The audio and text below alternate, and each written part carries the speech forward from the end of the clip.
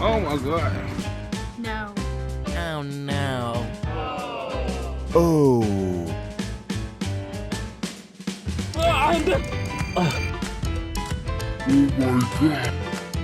Oh no. Oh my god.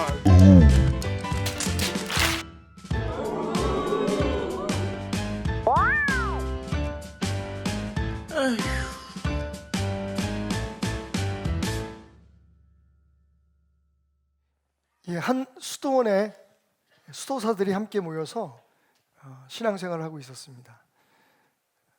매일 식사 때가 되면 하나님께 주신 한 그릇의 밥을 몇 개의 반찬과 함께 항상 감사한 마음으로 먹는데, 그 중에 수도사 한 분이 항상 끼니마다 밥을 2공기를 먹는 겁니다. 당연히 많은 사람들의 눈총을 받을 수밖에 없었죠. 절약 그리고 청렴이 기본 정신인 수도원에서 다른 사람들은 다 한 그릇만 먹는데 이 사람은 밥을 2그릇을 먹는 거예요. 그래서 그에게 별명이 붙여집니다. 2그릇 수도사. 그렇게 많은 사람들의 눈총과 미움을 받고 살아가다가 그 수도사가 죽습니다. 그리고 다른 수도사들도 주님의 부름을 함께 받죠. 하늘나라에 올라가서 보니까 이 2그릇을 먹던 2그릇 수도사가 천사들의 많은 섬김을 받으면서 주님 앞에 상을 많이 받았더라는 거예요. 그런데 반면 한 그릇만 먹으면서 열심히 자기 자신의 믿음을 지켰던 수도사들은 그렇게 대접이 후하지가 않았어요. 그래서 그 중에 한 수도사가 하나님 앞에 불평을 털어놓습니다. 하나님, 이건 아니지 않습니까? 우리가 한 끼 먹을 때 저 사람은 매번 2끼를 먹었습니다. 하루에 3끼 먹는데 2그릇을 먹었습니다. 그러면 우리보다 하루에 3그릇씩이나 더 먹었는데 어떻게 저 사람을 저렇게 상을 주시고 우리는 별 대접이 없으십니까? 그때 하나님께서 웃으시면서 이렇게 말씀하시더랍니다. 네가 뭘 오해했구나. 원래 저 2그릇 수도사는 정량이 3그릇이란다. 그런데 항상 한 그릇을 덜 먹었지. 그래서 몇 끼마다 2그릇을 먹은 거고, 너희는 원래 정량이 한 끼에서 한 끼 먹은 거 아니니? 그러니 저는 희생했고 너희는 그냥 살았던 거란다 라고 말이죠. 제가 왜 이 이야기를 생각했냐면요, 지난주에 영훈이를 만났어요, 로비에서. 그래서 영훈이한테 야, 영훈아, 너 살 좀 빼. 그랬더니 갑자기 영훈이가 얼굴 색이 싹 변하면서 저한테 그러는 거예요. 목사님, 살 빼라는 얘기 하지 마세요. 나 스트레스 받아 죽겠는데.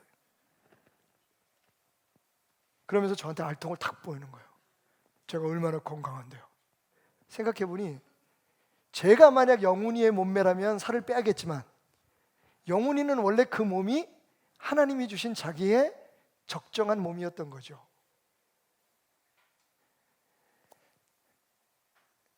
코로나19가 오래되면서 좀 힘들어지니까 우리 마음도 답답하고 좁아지는 것 같아요. 게다가 정말 눈꼴 사나운 일들이 얼마나 많습니까? 길게 얘기하지 않겠어요. LH 그런 걸 보면서 그래요. 야, 참 저렇게 살아도 되나? 우리는 이렇게 힘들게 매일매일 열심히 살고 있는데 저 사람들은 저렇게 자신들이 가진 어떤 권력이나 그런 특권을 이용해서 저렇게 막 욕을 합니다. 생각해 봅시다. 그게 우리한테 무슨 도움이 되겠습니까? 나는 한 공기 먹는데 저 사람은 항상 2공기만 먹어. 하나님, 왜 저 사람은 2공기를 먹는데 나는 한 공기만 주십니까? 아마 하나님은 우리에게 이렇게 대답하지 않으실까요? 그게 네 정량이야. 너는 너의 삶이 있단다. 다른 사람들을 보고 평가하고 다른 사람 보고 불평하고 원망하지 말고 난 네가 나하고의 삶 속에서 너로서 살아줬으면 좋겠어. 자, 오늘 여러분이 허락하신다면 옆에 분에게 이렇게 인사를 나눴으면 좋겠습니다. 당신은 당신으로 살아가고 계십니까? 라고 말이죠. 인사합시다. 처음부터 원래 답 들으려고 하는 인사는 아니야. 그러면서 사실 우리 자신들에게 물을 질문이었던 것 같아요. 난 정말 나로 살고 있나? 아니면 내가 아닌 어떤 다른 사람을 부러워하면서 끊임없이 불평하고 원망하고 욕심을 부리고 아둥바둥 살아가고 있는지.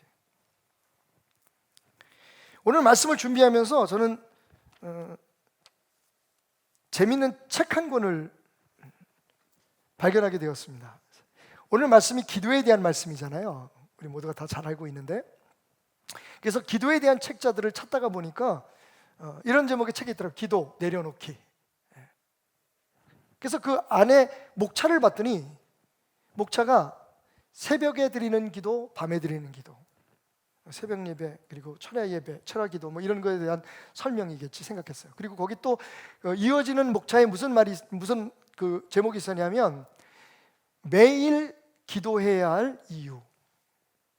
그래서 아무 생각 없이 제가 다운을 받으려고 이북으로 다운을 받으려고 딱 하다 보니까 잠깐 저를 멈추게 하는 사실이 드러나게 되었습니다.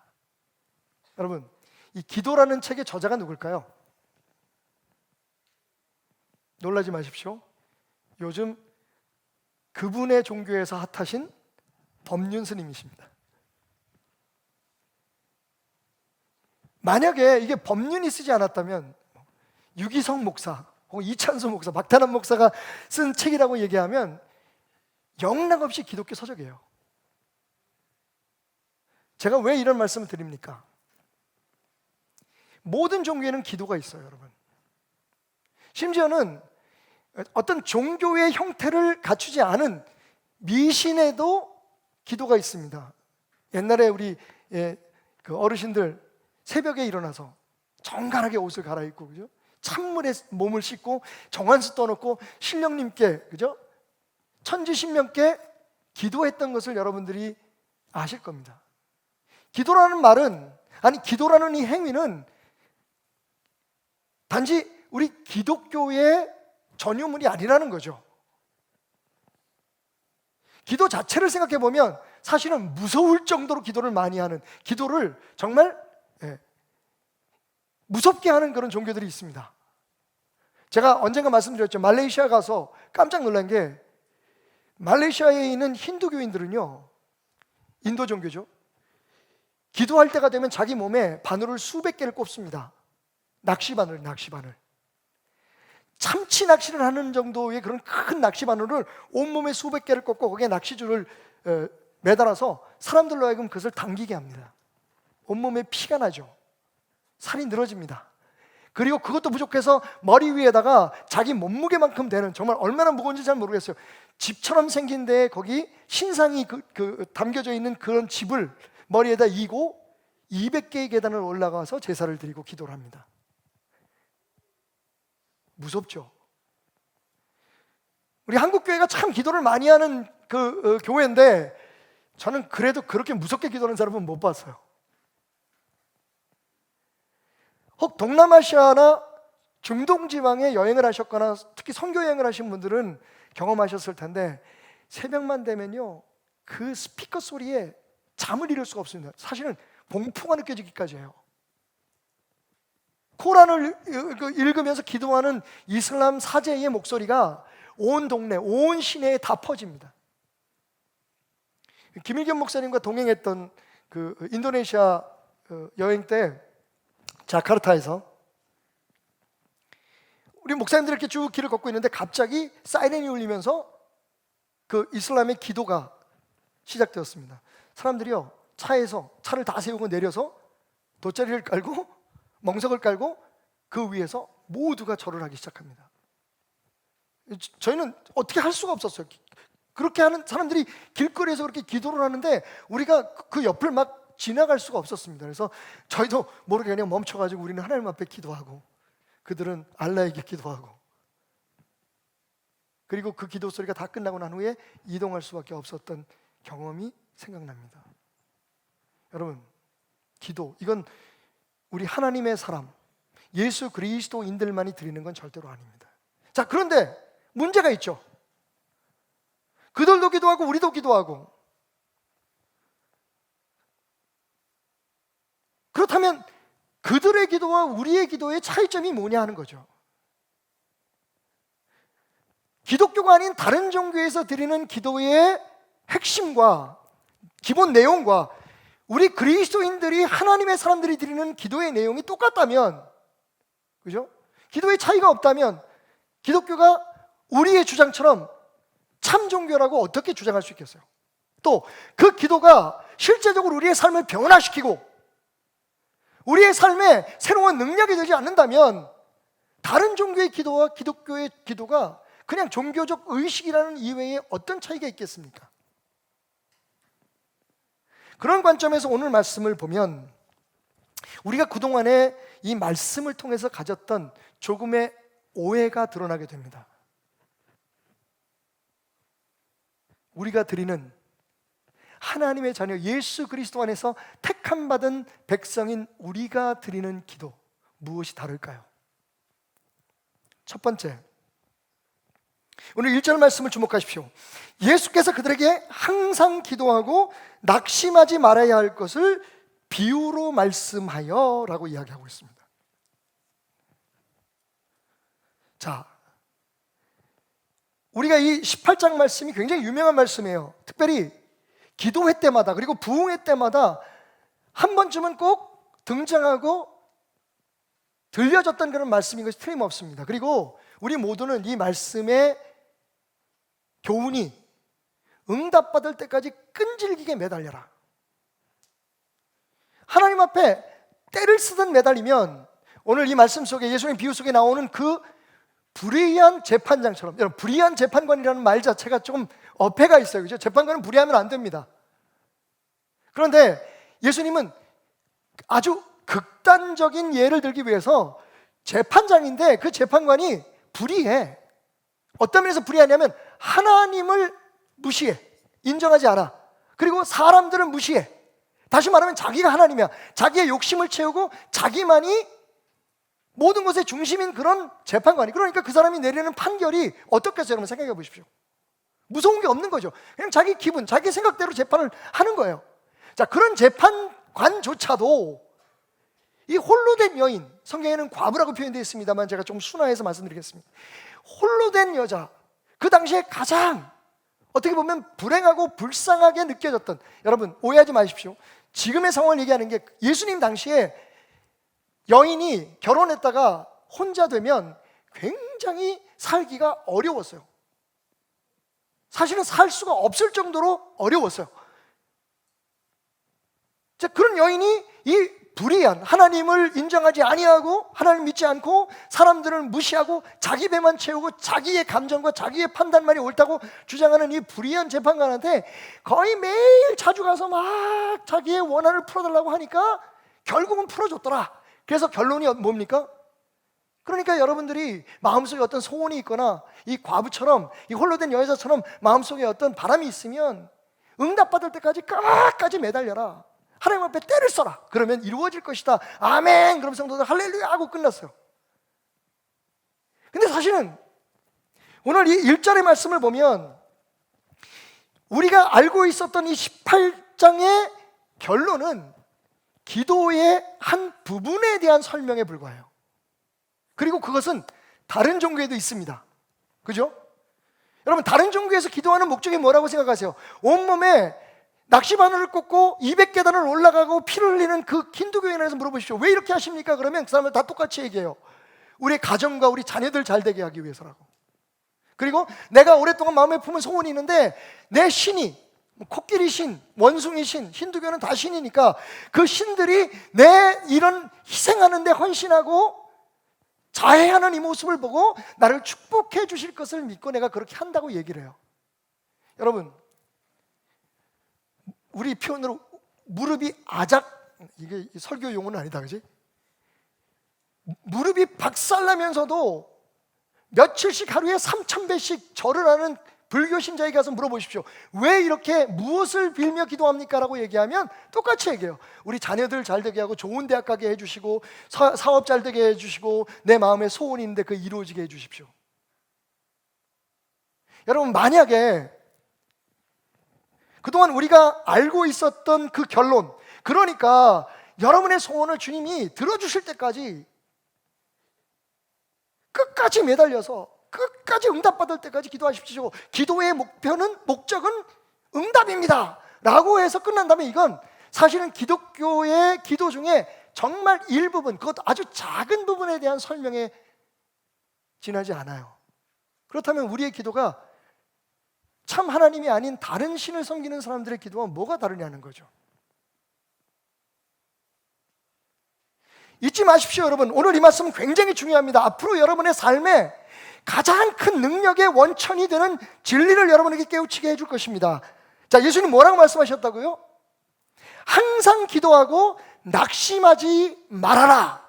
이게 주제예요.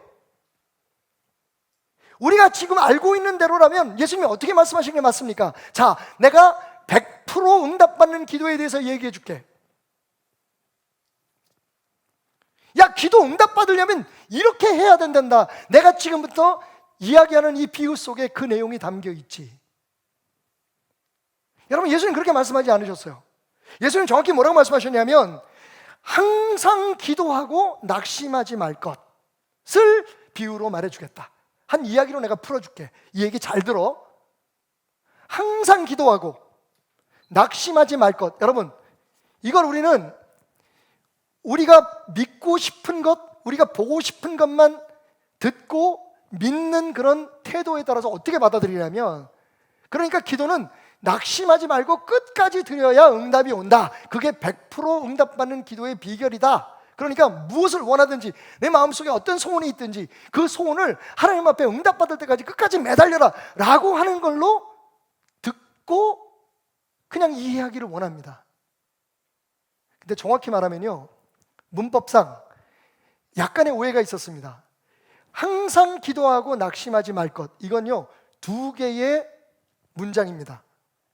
그러니까 항상 기도하면서 낙심하지 말아라가 아니라 항상 기도에 낙심하지 않고 끝까지 기도를 해라 라고 하는 것이 아니라 항상 기도해라 그리고 낙심하지 말아라, 이 2개가 다른 문장이라는 거예요. 그럼 어떻게 해석되는 게 맞습니까? 이렇게 한번 표현해 볼게요. 얼마 전 어떤 성도가 몸이 아파서 밥을 잘 안 먹어요. 밥맛이 없대요. 그래서 제가 가서 딱 2마디 해줬어요. 교우님은 밥 먹어, 첫 번째 문장입니다. 제가 격려한 밥 먹어. 그 다음에 2번째 뭐예요? 힘내. 밥 먹어 그리고 힘내. 이 2문장이었어요. 제 격려의 말은 똑같은 말이에요. 항상 기도해, 낙심하지 마라. 자, 밥 먹어, 힘내라고 제가 2마디를 했다면 하나로 그것을 이해하면 어떤 문장이 될까요? 밥을 먹어야 힘을 내잖아, 그죠? 힘을 내기 위해서 밥을 먹어, 그런 뜻이에요. 이것도 마찬가지예요. 그러니까 항상 기도하는데 낙심하지 말아라가 아니라 낙심하지 않기 위해서, 낙담하지 않기 위해서, 예전 개역성경에는 낭망하지 않기 위해서, 영어로는 for not to give up, 우리가 포기하지 않기 위해서 항상 기도해야 된다는 얘기예요. 그러니까 기도에서 네가 원하는 것을 얻는 방법을 내가 너에게 얘기해 주겠다가 아니라 하나님의 사람으로 낙심하지 말고 하나님의 사람으로 포기하지 않고 하나님의 사람이기 때문에 끝까지 이겨내기 위해서는 뭐가 필요하다? 항상 기도하는 게 필요하다는 거예요. 자, 어떻게 그런 결론이 나올 수 있을까요? 오늘 이 말씀의 주제가 예수님의 마른 세수잖아요. 예수님께서 당황하셨거나 혹은 실망하셨거나 화가 나셨을 때 2손으로 얼굴을 가리고 마른 세수를 하셨다. 예수님이 마른 세수를 하셨던 그 장면들을 지금 10가지 정도를 우리가 발췌해서 그것을 우리가 나누고 있는데, 여기에 예수님의 마른 세수가 나와요. 어디 나오냐면 8절, 맨 마지막 절, 우리가 읽었던 마지막 절의 마지막 부분에 보면 예수님이 갑자기 이런 말씀으로 결론을 맺으십니다. 이건 그냥 그 결론을 내시고 난 후에 따라 붙는 탄식일 거예요. 이렇게 말씀하십니다. 그러나 내가 이렇게 너에게 얘기했지만, 그러나 인자가 올 때의 세상에서 믿음을 보겠느냐. 여러분 재밌지 않아요? 실컷 기도 끈질기게 기도하라고 가르치시고서 뭐라고 말씀하시냐면, 근데 내가 그런 믿음을 볼까? 주님이 원하시는 것은 예수님이 오실 때까지 우리가 그 믿음을 지키는 거예요. 믿음을 지키는 거예요. 낙심하지 않고. Do not give up. 포기하지 않고. Do not surrender. 사탄 앞에, 세상 앞에 우리가 항복하지 않고. 그렇게 하기 위해서 어떻게 하라고요? 항상 기도해라. 그러니까 여러분, 오늘 이 말씀의 첫 번째 교훈, 우리의 기도가 다른 종교와 다른 건, 기도가 다른 종교처럼 우리의 소원을 성취하기 위한 도구가 아니라 기도 자체가 우리의 목적이 되어야 된다는 겁니다. 따라합시다. 기도는 도구가 아니다. 기도는 목적이다.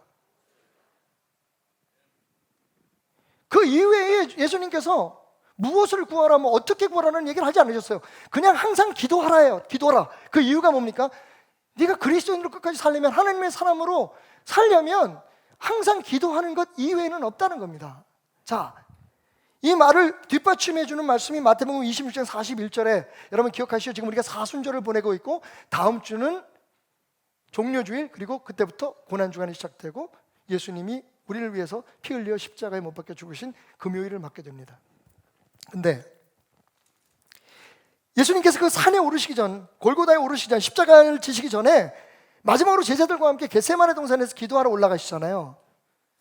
예수님께서 한참 기도하고 오시니까 제자들이 자고 있었어요. 그때 예수님께서 하신 말씀을 여러분 들어보십시오. 마태복음 26장 41절. 시험에 들지 않게 깨어 기도하라. 마음에는 원이로되 육신이 약하도다. 자, 우리가 육신이 약함에도 불구하고 우리의 마음으로 원해서 해야 될 게 뭡니까? 기도입니다. 그 기도의 목적이 뭐라고요? 시험에 들지 않기 위해서. 우리는 이 18장의 말씀, 누가복음 18장의 말씀을 그냥 우리가 원하는 걸 주님 앞에 가져가서, 그게 하나님의 뜻에 맞든 안 맞든 그냥 우리가 하나님을 설득해서 하나님의 마음을 바꾸고, 하나님 나는요 이거 돼야 됩니다, 이거 해 주십시오 라고 때를 쓰고 매달리면 결국에는 그 끈질긴 기도에 하나님도 응답하실 것이라고 하는 아주 가벼운 결론을 내려고 하지만, 사실 이 말씀의 뜻은 그보다 더 심오합니다. 우리가 흔히 말하는 기도는 호흡이요, 기도는 생명이라는 말을 우리에게 다시금 선포하는 예수님의 깊은 뜻이 담긴 비유인 거죠. 근데 언제부턴가 이 말씀이 그냥 하나님 앞에 뭘 얻어내기 위한 간절한 기도의 교훈으로만 들려지는 것은 안타깝습니다. 다시 말씀드리지만 여러분, 제가 이 설교를 준비할 때 제가 이렇게 쭉 결론을 얘기하고 항상 제 설교를 함께 나누는 사람들이 몇 명 있습니다.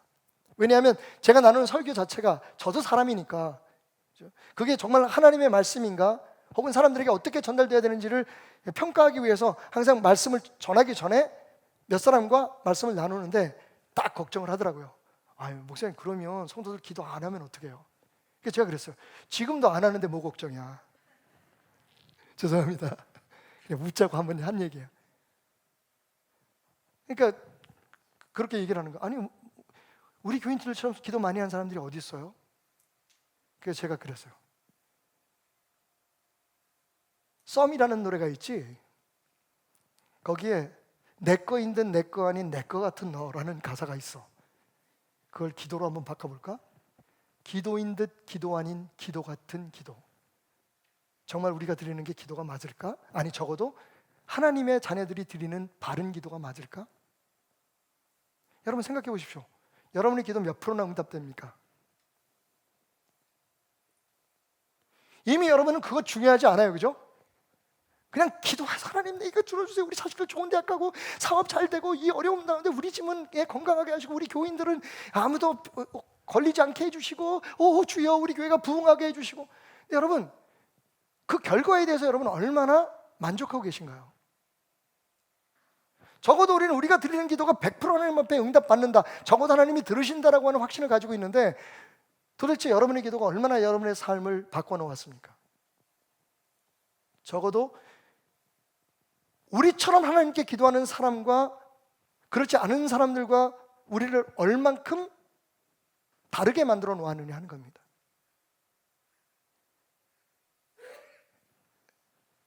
직격탄을 날리자면 그렇게 기도하는 한국교회가 얼마나 달라졌습니까?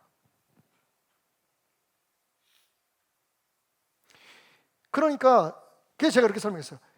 내가 주장하고 싶은 건 우리의 기도에 놓치는 것이 있다는 거야. 진짜 하나님이 말씀하시기를, 예수님 말씀하시기를 내 이름으로 기도한 것은 받은 줄로 믿으라 그랬잖아. 예수님 이름으로 기도했습니다라는 말이 그게 주문처럼 기도 끝날 때 예수님의 이름으로 기도드려 나사렛 예수의 이름으로 기도드렸습니다, 그거 하려는 얘기라고 생각되세요? 여러분, 그거 아닌 거 아시잖아요, 그죠? 예수님의 이름으로 기도드린다는 의미가 뭘까?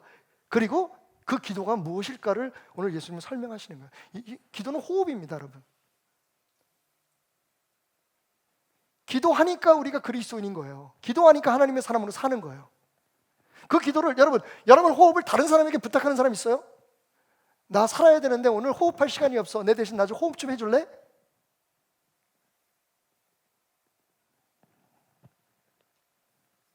호흡하면서 여러분, 나 살아야 돼, 나 살아야 돼, 나 살아야 돼, 사는데 나 잘 살아야 돼, 나 잘 살아야 돼, 이러면서 호흡하시는 분 계세요? 호흡 그 자체가 우리가 살아있다는 증거잖아요. 그래서 사람이 쓰러지거나 갑자기 넘어지면 코에다 손을 대고 호흡하는지를 먼저 체크하잖아요. 이게 살아있는지 살아있지 않은지, 호흡 자체가 생명인 거예요. 사실 호흡하기 때문에 살지만 호흡이 끊어지면 그 사람은 죽는 거예요. 기도가 똑같아요. 기도 자체가 목적이 되어야 되는 거예요. 기도를 해서 무엇을 얻느냐, 기도를 해서 무엇을 우리가 취하느냐, 기도를 통해서 우리가 원하는 것을 얻느냐 하는 그 요소도 분명히 있지만, 그게 우리 기도의 거의 전부가 되면 우리의 기도는 기도인 듯 기도 아닌 기도 같은 기도가 되는 거예요. 예수님은 사실 그것을 말씀해 주시고 계십니다. 계속 들어봅시다. 예수님 계속해서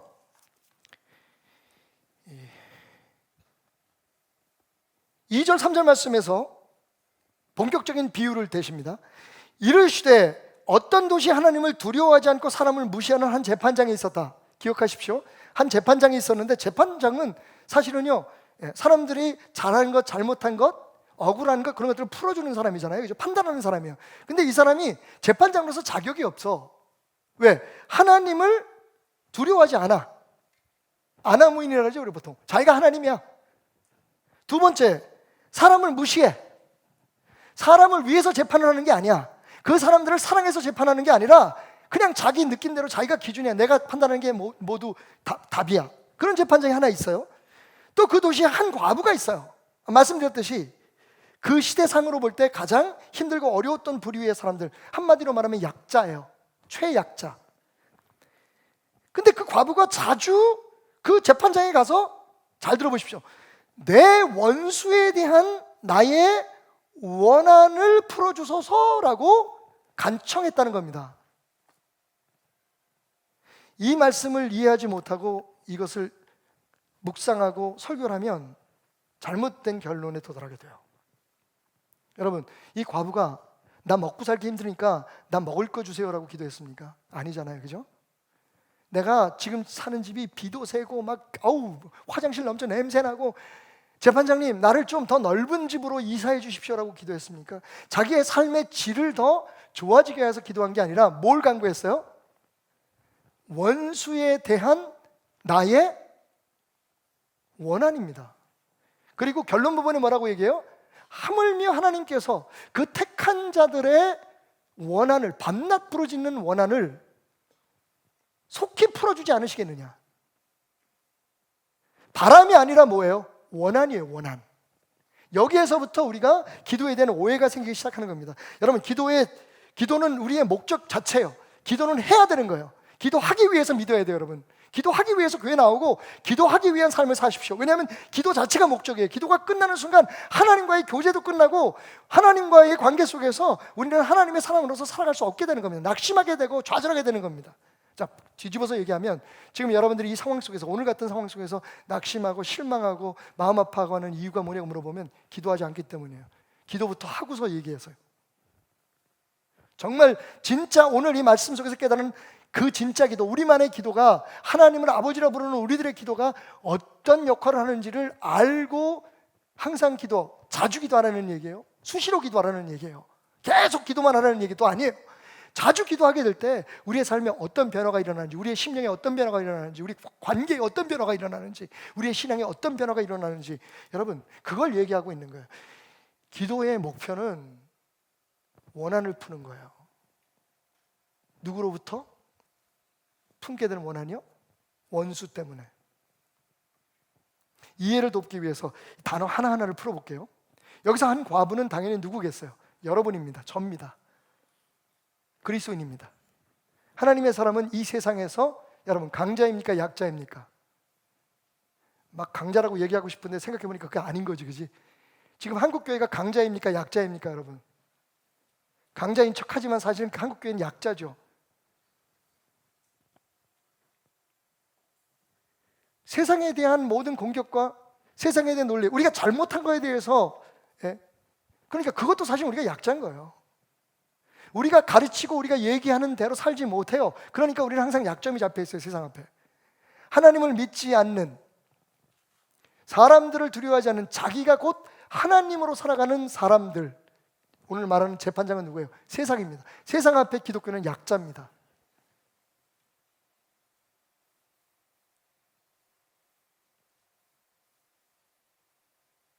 왜냐하면 이 세상은 타락한 사람들의 세상이기 때문이에요. 여기서 원수는 누구일까요? 그럼 당연히 사탄입니다.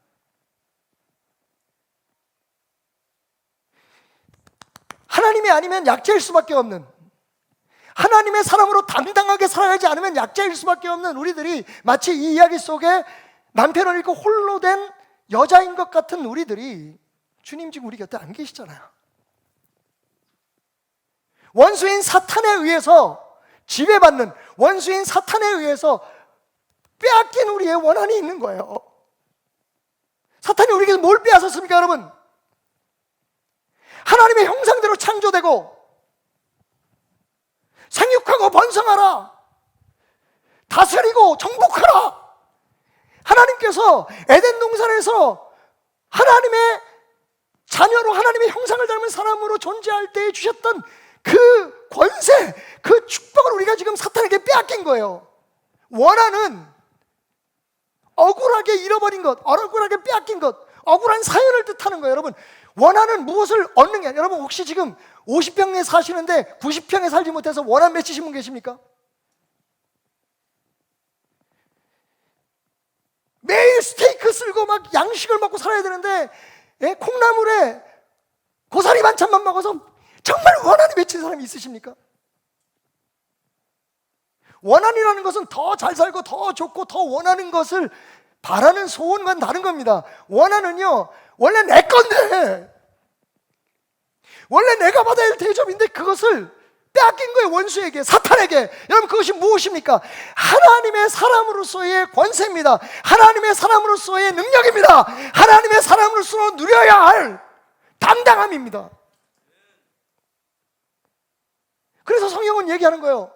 너희는 세상 앞에 약자 같지만 사실은 강한 자다. 쫓기는 자 같지만 사실은 너희가 승리자다. 그 말씀이 우리에게 뜻하는 게 뭡니까? 우리가 지금 원수에게 뺏긴 그 권세, 원수에게 뺏긴 그 특권, 원수에게 뺏긴 그 축복, 그 원한을 풀어주면, 그 원한이 풀리면 우리가 하나님의 백성이라는 사실을 다시 한번 확고하게 믿고 신뢰하고 하나님과의 올바른 관계 속에서 하나님이 우리에게 이미 허락해 주신, 여러분 얻을 게 아니에요, 이미 우리에게 주어진 밥그릇은 다 주어진 거예요. 그것을 찾아야 되는데 그걸 찾을 생각은 안 하고 남의 밥그릇을 탐을 내고 있단 말이에요. 내 것이 아닌 것을 지금 원하고 있다는 말이에요.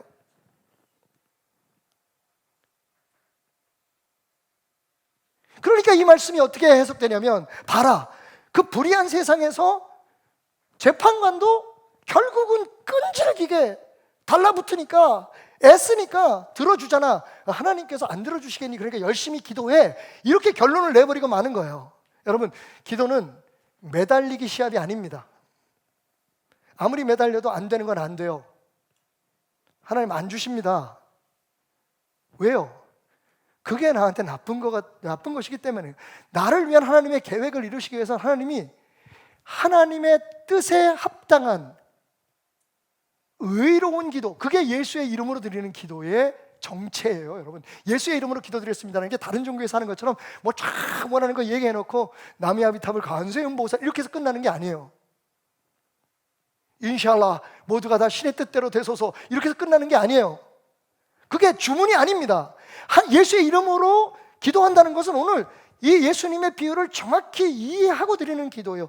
예수 안에서 우리의 원한이 풀어졌다라고 하는 확신, 그 원한을 풀어야 한다고 하는 그 믿음 안에서 하나님 앞에 드리는 기도예요. 여러분, 우리가 드려야 될 기도는 무엇을 더하소서라고 하는 기도에서 멈추면 안 돼요. 그것도 필요해요. 왜냐하면 하나님은 우리에게 주신 게 뭔지 모르잖아. 그런데 여러분, 그 이전에 먼저 해결해야 될 게 있어요.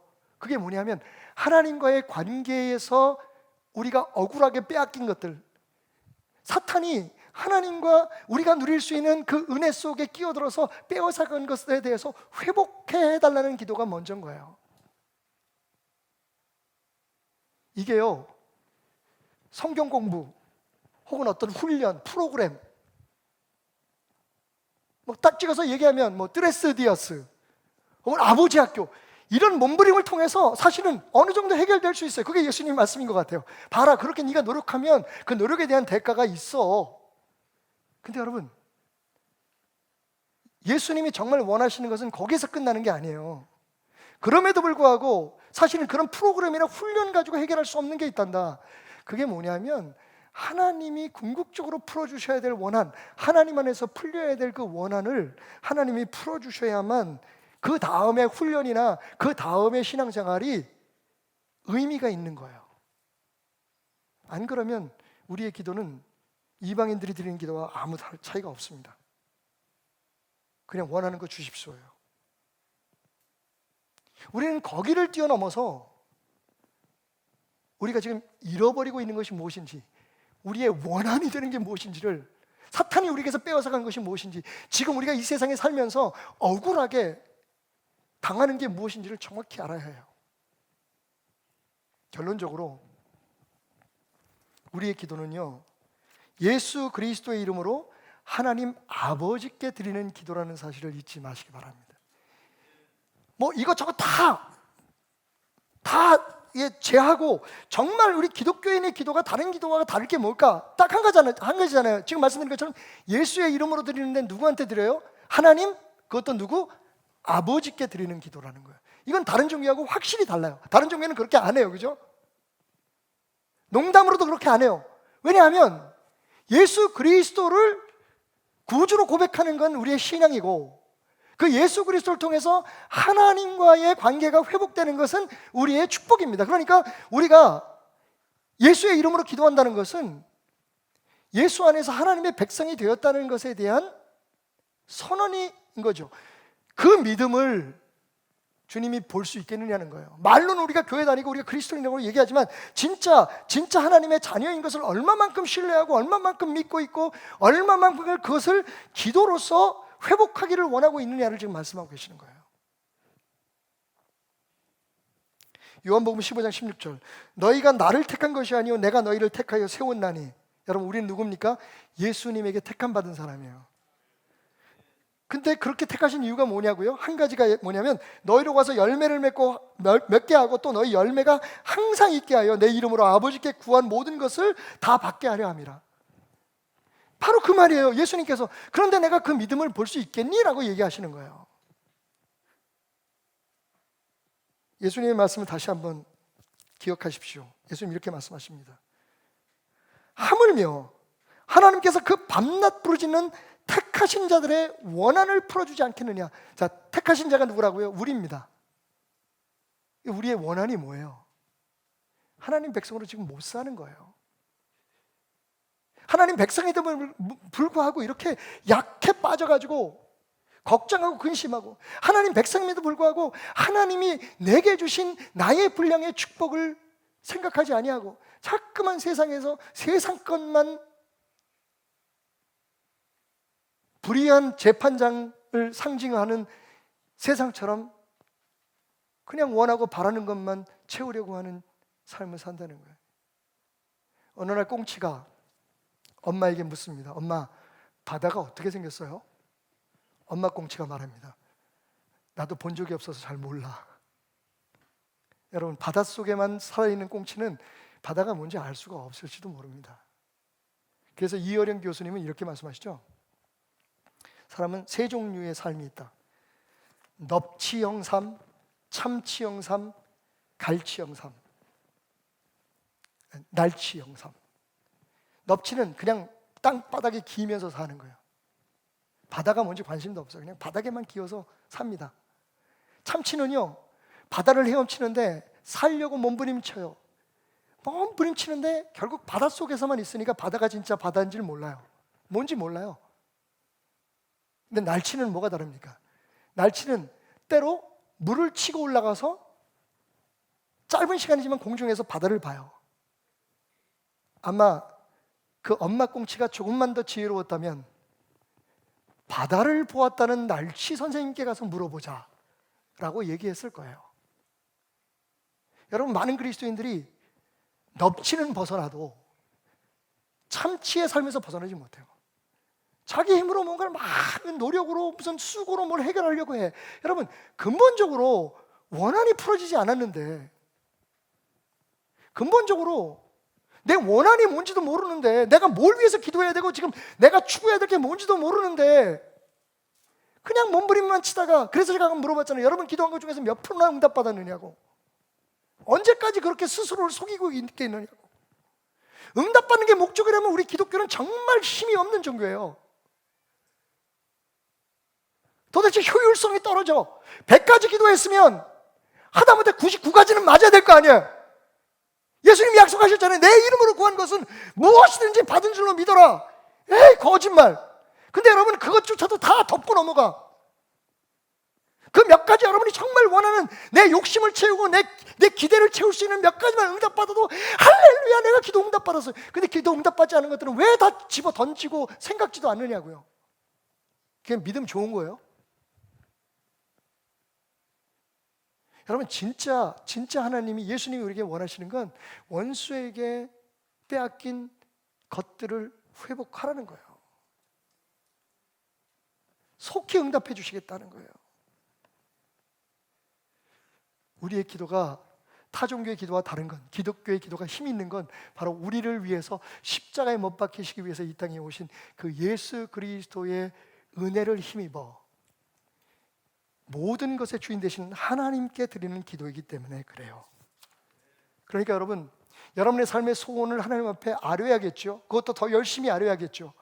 그런데 그 전에 반드시 그보다 중요한 것, 하나님의 사람으로서 삶을 포기하거나 하나님을 사는 것을 더 이상 포기하거나 상황이 이래서 어쩔 수 없어, 나는 어떻게 할 수가 없어, 우리의 힘으로 그렇게 판단하지 마시고 하나님 앞에 하나님의 백성으로, 하나님의 형상을 닮은 사람으로 당당하게 살아갈 수 있게 해달라고 먼저 기도하는 것을 배우세요.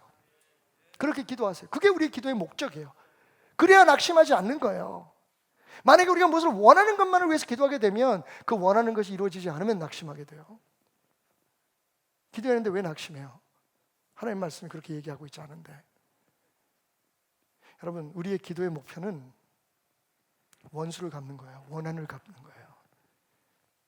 다시 하나님의 형상을 회복하고 그분과의 교제로 이 세상의 모든 어려움과 고통들, 그리고 그분의 눈으로 세상을 바라볼 수 있는 영적 시각을 가짐으로 말미암아 기도를 통해서 세상이 뭔지, 무엇이 잘못된 건지를 정확하게 볼 수 있게 되는 거예요. 여러분 자녀들이 혹시 여러분들에게 이렇게 물을지도 몰라요. 근데 엄마, 아버지, 사는 게 뭐야? 혹시 여러분 이렇게 대답하시겠어요? 나도 몰라. 그냥 사는 거지.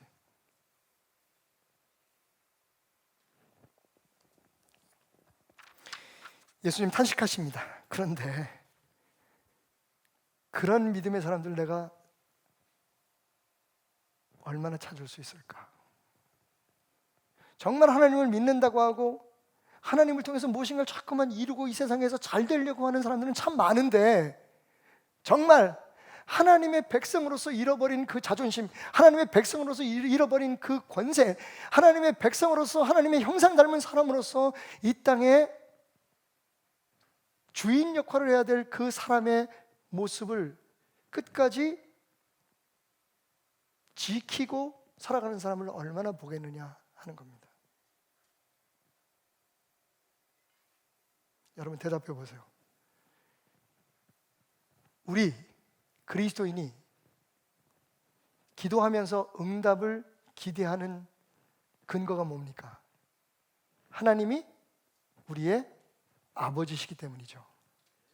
그래서 예수님께서 우리가 오늘 고백했던 기도처럼 우리에게 기도를 가르쳐 주십시오. 새삼스럽게 무슨 기도를 가르쳐 달래. 그런데 기도는 배워야 돼요, 여러분. 그것도 다른 사람이 아니라 세례 요한의 제자가 예수님 앞에 물은 거예요. 요한이 우리에게 기도를 가르친 것처럼 주님, 우리에게 기도를 가르쳐 주십시오. 새삼스럽죠. 그 얘기는 뭐냐 하면 진짜 기도가 따로 있다는 거예요. 그래서 귀를 기울이죠. 예수님 뭐라고 말씀하십니까? 하늘에 계신 우리 아버지여, 이름이 거룩히 여김을 받으시오며 나라의 임하옵시며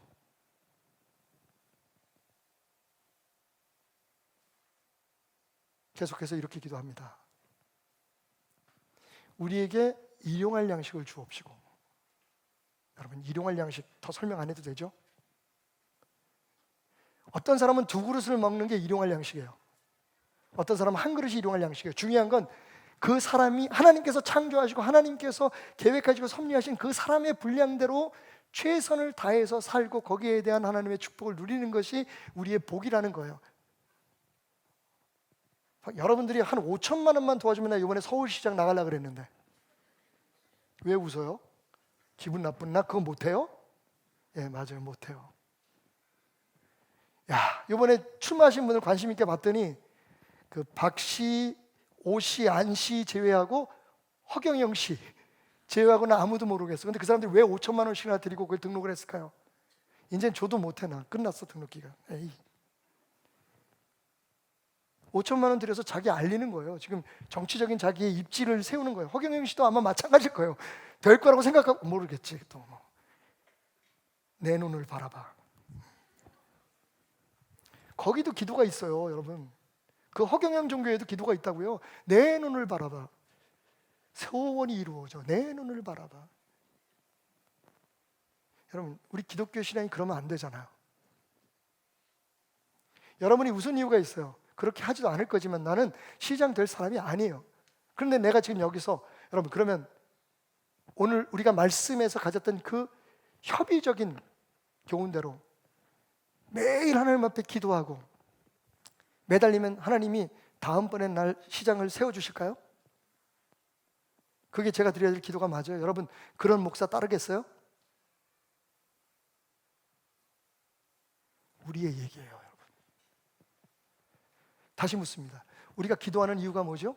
하나님이 우리 아버지이기 때문에 그래요. 그러면 하나님께서 우리의 기도를 들어주시는 이유가 뭐죠? 하나님이 우리 아버지이기 때문에 그래요. 자, 그럼 또 묻겠습니다. 그럼 우리의 기도를 그렇게 열심히 드렸는데도 하나님이 안 들어주시는 이유가 뭐죠? 하나님이 우리 아버지시기 때문에. 언제까지 입 다물고 계실래요? 죽어도 내가 말하는 걸 하나님께서 끝까지 죽을 때까지 이루어주지 않는 이유가 뭐죠? 하나님이 우리 아버지이기 때문에. 아버지는 그렇게 함부로 안 줘요.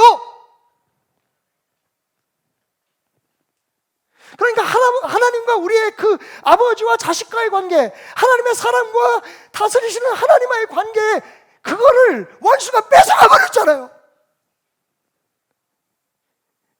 그걸 회복해야 돼요. 그게 회복되면 여러분, 이 세상에서 우리가 무엇을 어떻게 살아야 되는지 하나님께서 보게 하실 것이고 그것을 깨닫게 해주실 것이고 그것이 우리에게 이미 주어진 것도 있고 그것을 되찾아야 될 것도 있고 그것을 누림으로 이 세상 앞에 담당할 수 있는 비결이 되는 거예요. 그리고 그 안에는 여러분이 원하시는 자식들이 좋은 대학 들어가고 여러분들이 바라시는 사업이 잘 되는 것도 들어 있을지도 몰라요.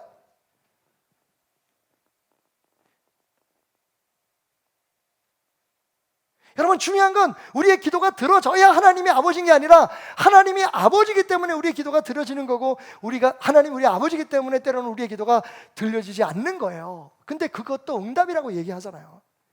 근데 이게 그냥 관념으로 머리에 박히면 안 돼요.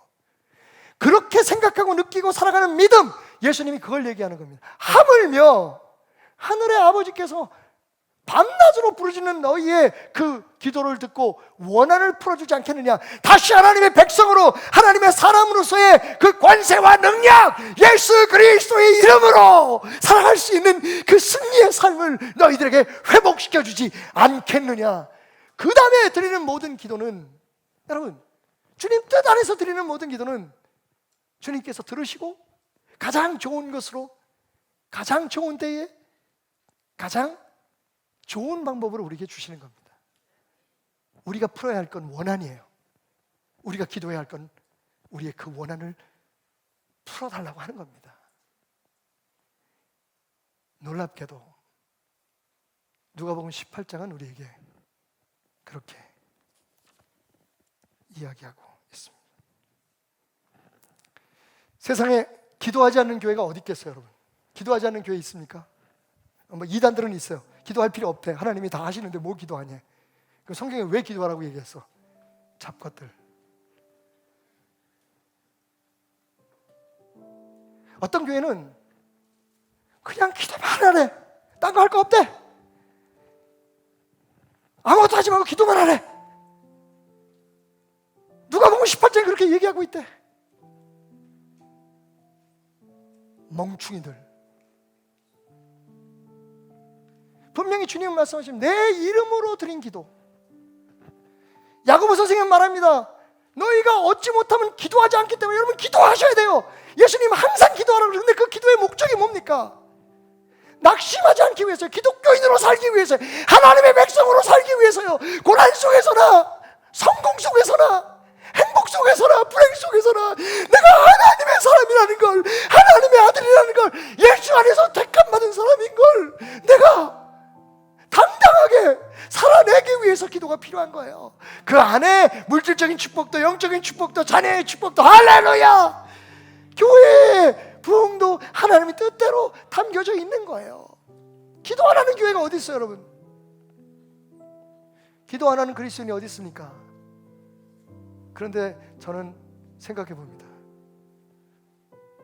혹 그 썸이라는 노래 가사처럼 이것도 아니고 저것도 아닌, 기도인 듯 기도 아닌 기도 같은 기도를 우리는 기도로 생각하고 있지 않은지, 이건 하나님을 진짜 사랑하는 건지, 하나님의 백성이 된 건지, 아니면 간을 보고 있는 건지, 하나님 내 기도 들어주시면 하나님이고 내 기도 안 들어주시면 하나님 아니고, 이 교회가, 내가 이 교회 3년 다녔는데 내가 기도했던 게 이루어졌어. 그럼 이 교회 다녀야 되고, 안 그러면 빨리 교회 옮겨야 돼. 여러분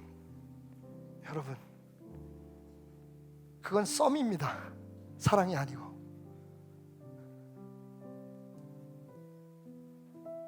오늘 이 말씀 속에서 여러분이 하나님의 마음을 보았으면 좋겠습니다. 우리를 향하신 진짜 하나님의 뜻을 이해하고 열심히, 여러분 항상 기도해야 돼요. 쉬지 말고 기도하셔야 됩니다. 그런데 그 기도의 내용이 의로워야 돼요. 우리의 원한을 풀어주는 일이 돼야 돼요. 그래서 성경 원어에는 이 원한을 풀어달라는 게 내게 의를 이루소서라고 하는 말로 번역되어 있어요. 내 뜻이 아니라 하나님의 의. 내가 원하는 게 아니라 그보다 먼저 하나님과 깨어진 관계에 빼앗긴 그 원한을 푸는 거예요. 시편 23편 말씀 여러분에게 드리면서 오늘 말씀을 정리합니다. 주께서 내 원수의 목전에서 내게 상을 차려주시고 기름을 내 머리에 부으셨으니 내 잔이 넘치나이다. 이제 좀 아시겠어요? 원수 앞에서 하나님이 무슨 상을 차려주실까요? 여러분 원한이 풀리는 이 한 주간이 되길 주님을 축원드립니다. 그래서 이후로는 원한 풀고 하나님이 주시는 그 놀라운 은혜와 이미 우리에게 주어진 그 예수 그리스도 안에서의 권세를 마음껏 누리며 살아가는 여러분 되시길 바랍니다. 하나님의 마음, 하나님의 관심, 여러분이 향한 하나님의 사랑이 진짜 회복되기를 주님의 이름으로 축원드립니다. 아버지, 당신의 마음이 있는 곳에 나의 마음이 있기를 원해요. 아버지, 당신의 눈물이 고인 곳에 나의 눈물이 고이길 원해요.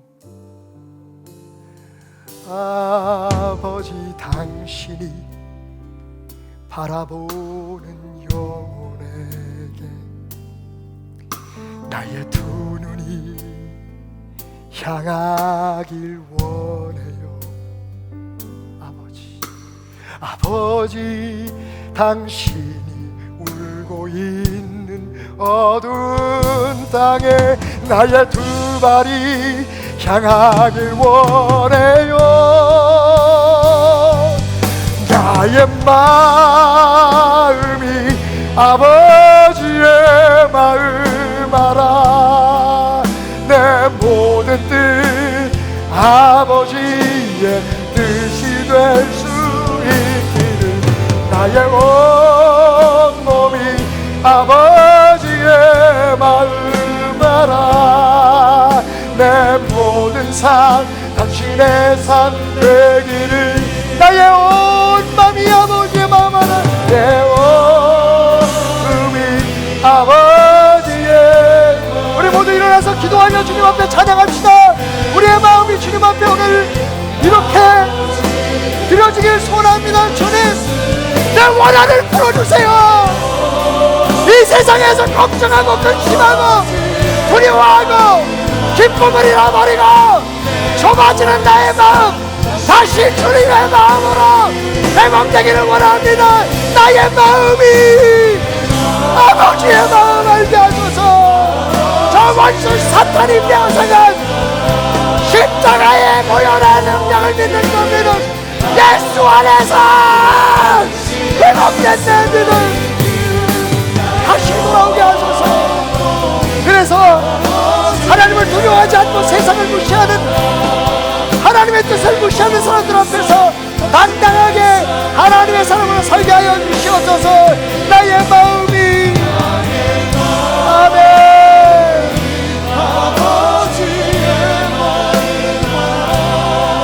내 모든 뜻 아버지의 뜻이 될 수 있길.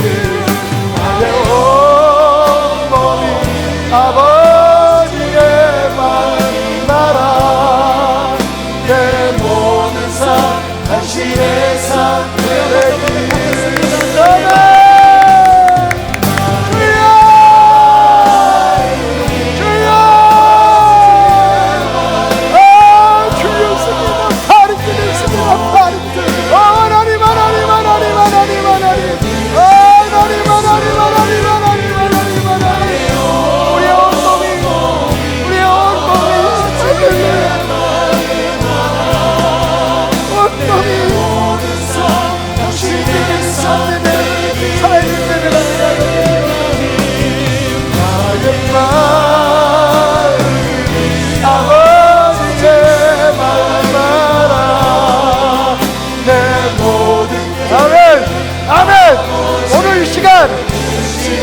원한을 풀어주세요. 기도하는 여러분들의 그 기도를 하나님이 속히 들으시고 하늘 아버지께서 여러분이 기도한 것보다 더 좋은 것으로 성령으로 응답해 주실 줄 믿습니다.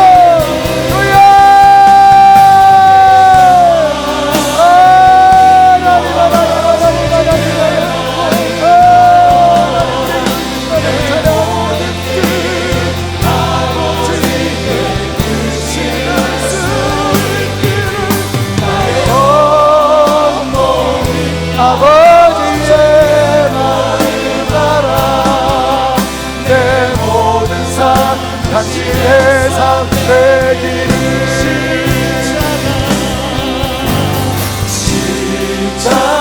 우리 두 팔을 벌리고 우리를 위해서 십자가 지신 주님을 우리 온 마음으로 맞이하며 주님 앞에 나가십시다.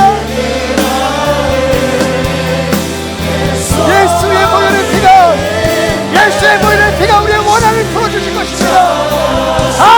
이루었다 말씀하신 주님의 보혈의 능력이 우리의 회복이며 우리의 생명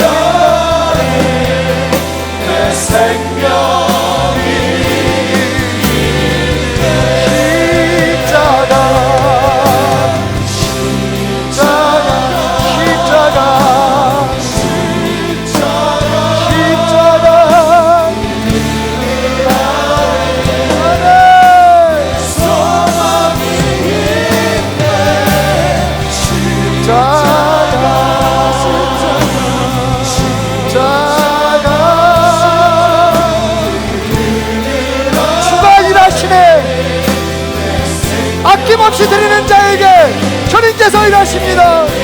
주가 일하시네. 주가 일하시네. 주가 일하시네.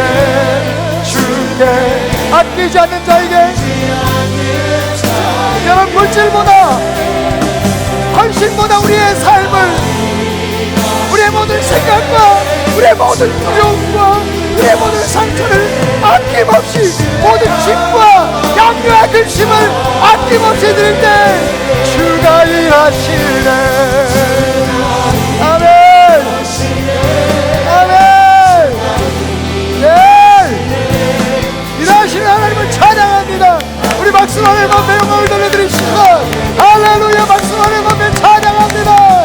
우리를 위해 심장 위에서 모든 일을 주신 하나님을 찬양합니다. 할렐루야. 할렐루야. 할렐루야. 신뢰하며 걷는 자에게, 신뢰하며 걷는 나에게, 신뢰하며 걷는 너에게, 신뢰하며 걷는 너에게.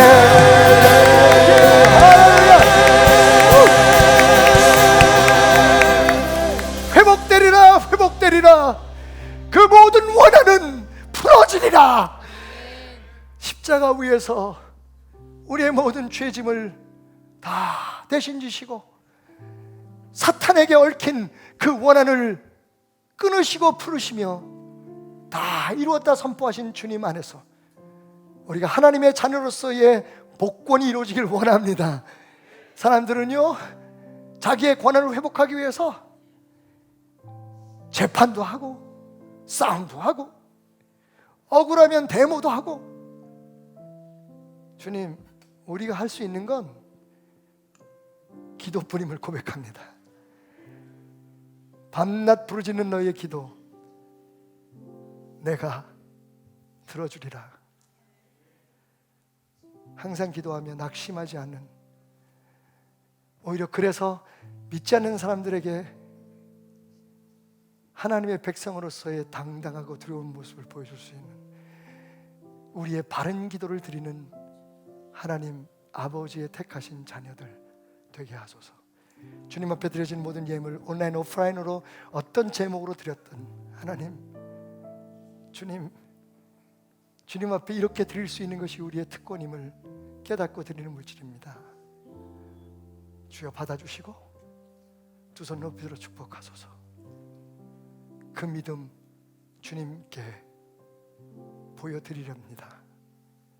예수님의 은혜와 하나님의 사랑과 성령님의 역사와 인도하심, 그렇게 고백하는 배들의 모든 권속들의 삶과 그 가정과 하는 일들을 위해, 그리고 이 땅 위에 베델교회를 포함한 모든 주님의 교회들 위해 영원히 함께 하시기를 축원하옵나이다. 아멘. 할렐루야. 박수로 하나님 앞에 영광을 돌려드립니다. 우리의 모든 축복은 회복되었습니다. 능력은 돌아왔습니다. 십자가